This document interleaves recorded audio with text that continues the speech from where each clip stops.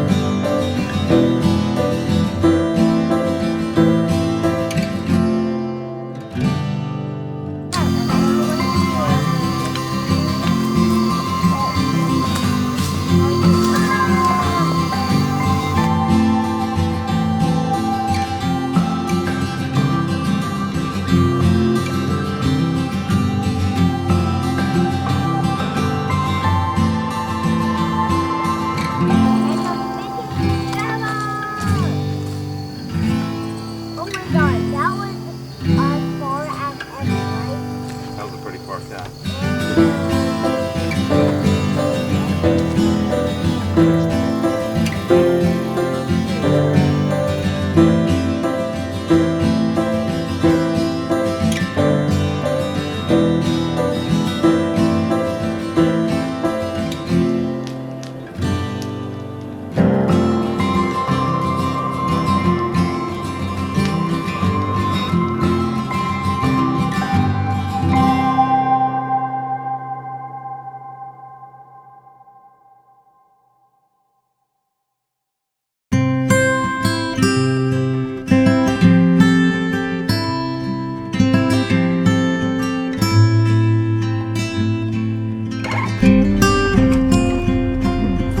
Take care, bud.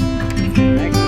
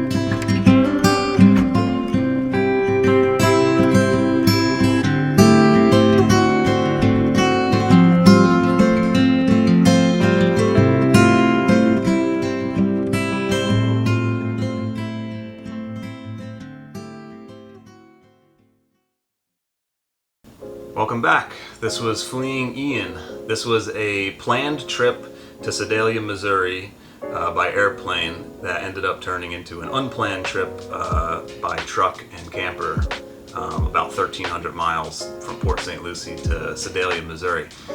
So we were planning on flying there. This is a trip that we had planned months ago.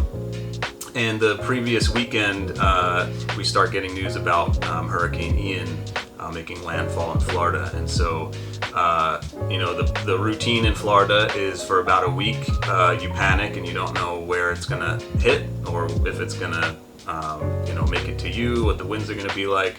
And so as the trip is approaching, it's looking like it's going to come across the middle of the state and we're going to get some pretty strong winds. So this worried us for a couple of reasons.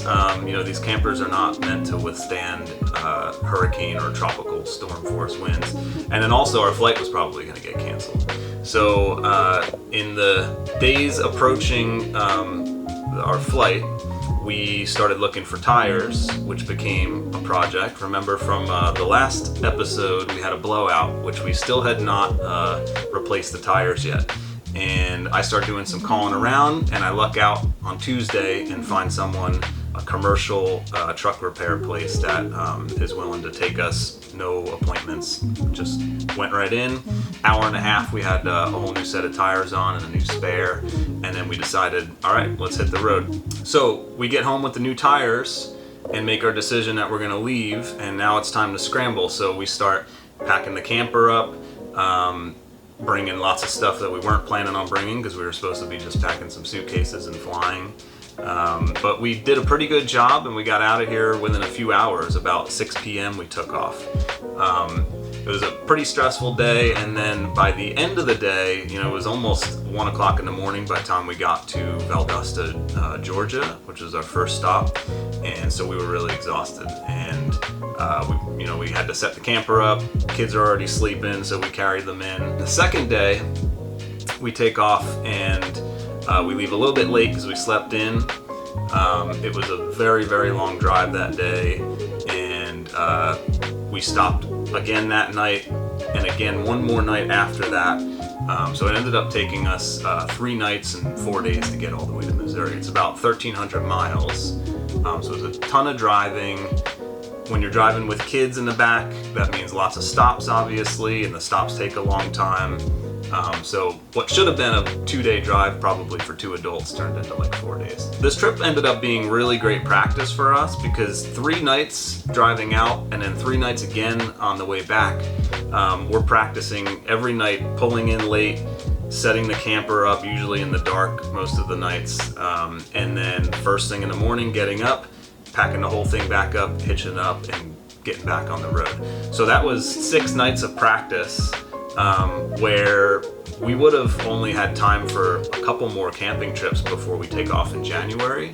And so that was a lot of practice for us. And by the end of the trip, we were feeling really good and efficient. On the drive up there, what was really interesting was we were passing utility trucks, electric utility trucks, heading down to Florida, which was sort of an eerie feeling. Like, here we are sort of fleeing and the storm's behind us. The weather started bad and then was getting clear as we got further away.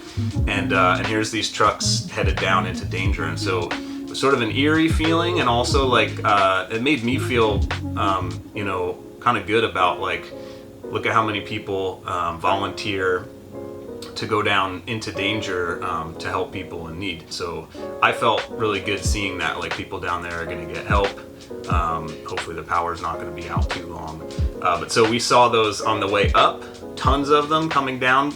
I'd guess we probably passed like 200 utility trucks going the opposite direction. And then on the way home, which was a full 10 days after we left, we see some when we got into Florida that are coming back out. Not quite as many, but that was pretty interesting. We started seeing the same utility trucks going by us in the other direction. One other thing that was really fun about the trip up there was as we got further north, you could see the seasons changing in the trees, which was really cool. So we start off in Florida, everything's green. We start getting up into Georgia and you see a little bit of color change, and then Tennessee, really start to see some color change. And then that was something that on the way back, it was even more dramatic. So from the time that we went to when we came back, the trees had fully started to become orange and red and yellow. So that was really beautiful. The kids really like seeing that, since we don't get a lot of that in Florida, obviously. So after 3 nights, we finally arrive in Missouri. Angie's family all lives out there, and her mom and stepfather have a farm.